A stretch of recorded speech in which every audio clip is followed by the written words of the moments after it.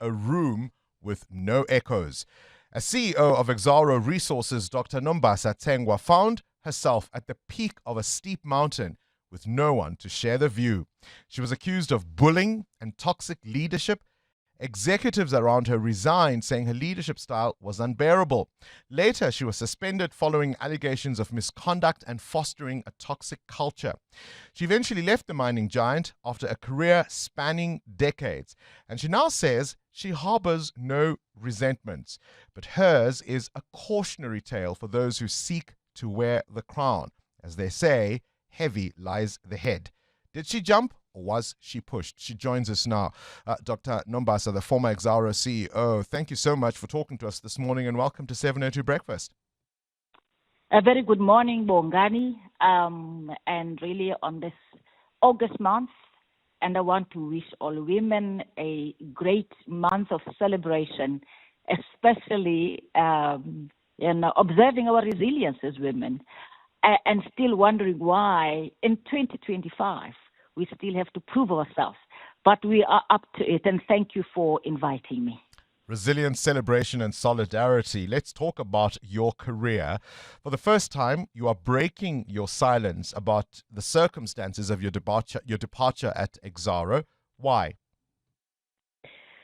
Bongani, when I was suspended from the 4th of December, I was really confined and limited to what I could say by my suspension conditions. So, and I respected that.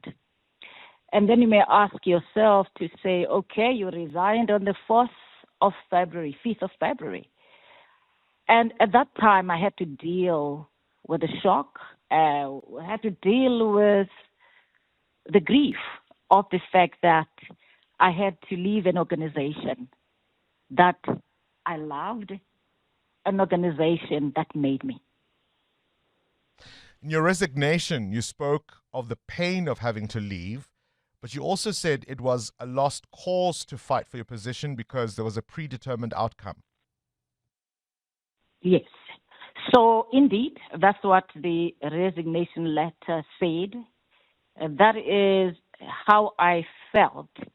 And you will remember, maybe just to give you, just cast back to say, you deal with similar issues which came from a whistleblower in the month of June in 2024. Yeah.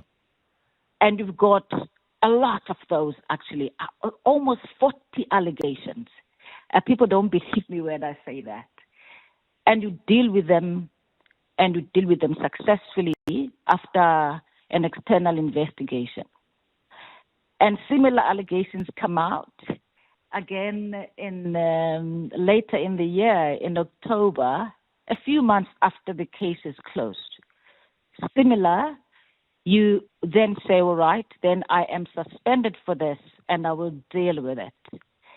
And you are outside, you are not inside to deal with the matters. You don't have the resources of engaging in earnest and understanding what really happened. It just became too complicated. And for me, it became clear that the space for me to engage in the organization was actually not available. And it was time to think about the organization further.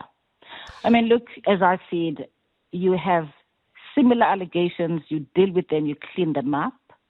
You get similar allegations, you deal with them. Yeah, I'll come back to that because you've already mentioned that. But just for listeners to get some context about your career, I mean, yours was not a sudden elevation at Exxaro. You'd earned your stripes. You have a PhD in agronomy. You were the former head of the company's coal division. I think you played a central part as CEO in helping formulate a strategy to sweat coal assets and find new revenue streams. You were the golden child in a sense. What went wrong, do you think? I came to Exxaro in 2003 and really looking forward to a good career. And I tell people when I walked in Bongani, I felt that I would be a CEO of that company, but I thought it would happen early. So that was a start for me of preparing myself for the bigger office. I did all I could, and you've mentioned it, in terms of the contributions I've made in the organization. The organization respected me, and I respected the people of Exxaro. And you lead people with respect, and I led people with respect. I am one of those people who are able to engage in courageous conversations. And when these accusations came, they came as a big surprise. Now you can ask me, should I sit here with you and try and get into a conversation of what could have happened, who said what, and those people are not here with us as we're talking to each other to defend themselves. And really, let me tell you, Bongani, what my thinking is here. Instead of trying to understand what could have happened and really involving so many people trying to name names and accusing people, is to save my voice to deal with the future and deal with things that are positive. Sure. Yeah. No, I fully agree. I don't want to get into details about names and who said what, but I think there are some lessons to be learned in terms of leadership here. And I just want a broad comment or response. I mean, for example, one of the things a number of executives reportedly said where they questioned your leadership style, they said you were a bully, and a number of them, I think 9 executives in your tenure, were either fired or suspended. What does that say to you? Bongani, when people are working in organizations, those are skills, that need to be kept in organization. And I've learned from everybody that I've led. I've learned from the individuals that left Exxaro, and I respect them. I have not had any conversation with any of them, given all our interactions, to get the sense that you've just told me. So it's very difficult for me, as I say, to sit here and say what could have happened to each one of them. And I respect each one of them. And I don't think one needs to sit on radio and publicly say, so-and-so left because of that, so-and-so left because of that. I've led the company with courage, with integrity. And I tell you, my record and my, I'd say, legacy, which I leave behind, is for people to tell. I'm still going to lead going forward, and I think people will see what Nombasa's leadership is about. Leadership is quite personal. Leadership is messy, is personal, but talking to you on radio about something that I've not been engaged on is not fair. They also said at Exxaro that you were advancing the business interests of a partner's company. They accused you of facilitating payments and purchases from Exxaro. And there was an investigation by the law firm ENS, which you called a witch hunt. So, Bongani, I understand why people would be curious about this, because it's a really, if a CEO does that, it is seriously unbecoming. You are not setting the right example. And I'm one person who's a stickler for ethics. So this is a matter, which is a third matter, when it came, was for me an indication that the room has become too small. And I needed to exit because it was not going to serve the organization, myself, and the people involved in the organization on this matter anything positive. It was going to destroy. Hence, I decided to take the bow and leave the company. What was it like to lose the confidence of the board, and I would imagine in particular the chairman, Jeffrey Krenner, whom I'd imagine as an industry colleague and peer, you would have had very good relations until, good relationship with him until all of this came to light. Was that a personal loss to you? Did it hurt? It always hurts, to be seen to have lost somebody so important to you who has been your guide, a colleague. Look, we arrived with Jeff arrived, or became a chair of the board 3 months before I became CEO. So we started the journey together. We started the partnership together. A partnership, I believe, was quite cordial up to the time I left. So I would not say that Jeff and I have an acrimonious relationship. In course, I would say,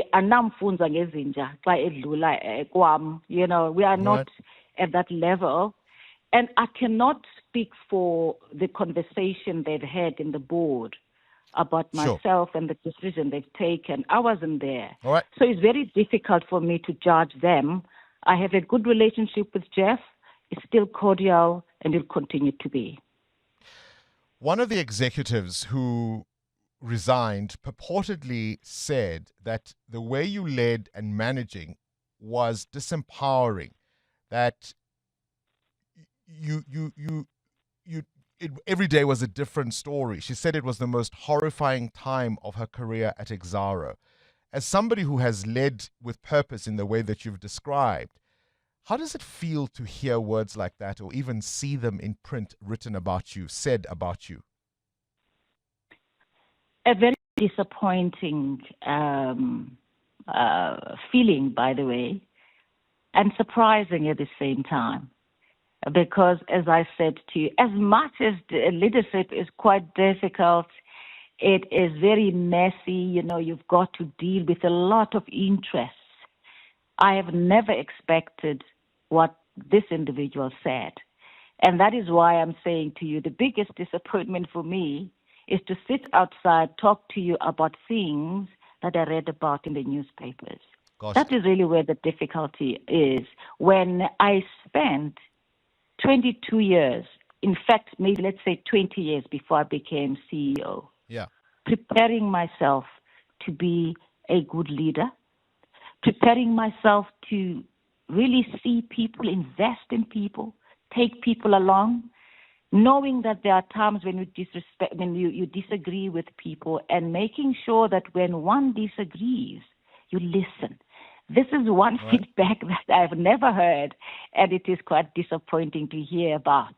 Because, as I say, it's been purposeful for me, and it's been respectful, and I've gotten a lot from people. I've learned a lot from everybody that I've worked with in this organization. Of course, when you launched a court challenge to challenge your suspension, you lost with costs, not on the merits, but on the urgency question.